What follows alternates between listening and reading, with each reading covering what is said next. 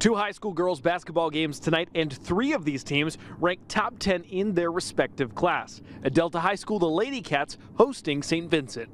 St. Vincent's had Delta's number this season, a 30-point win in January, and it looked like it would be that way again early. Kate Rubel opening the scoring. Then it's her twin sister, Bree, draining the three ball, and the three-pointers would continue for St. Vincent. Riley Robinson, the senior, with her first shot of the night. That one's good. Hey, if you got that one, why not try another one a moment later? Lana Adams, great pass. Robinson, green light, able to get the three. Delta finally doing something. Lily McDonough, the freshman, goes inside. Then the spin move, pulling off the mid-range jumper right there. Later, finding Trina Crowden, the senior, hits the three. Delta's squad gets back into it, but St. Vincent puts together a brilliant final three quarters. Lady Indians get a comfortable win.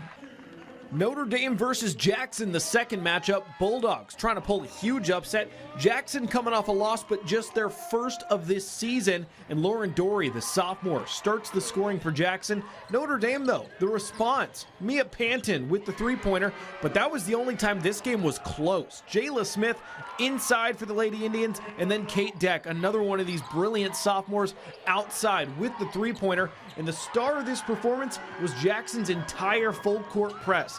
Lady Indians smothering Notre Dame, and the scoreline, it reflects it. Jackson 18-1 and back in the win column. For Heartland Sports, I'm Luke Randall. All right.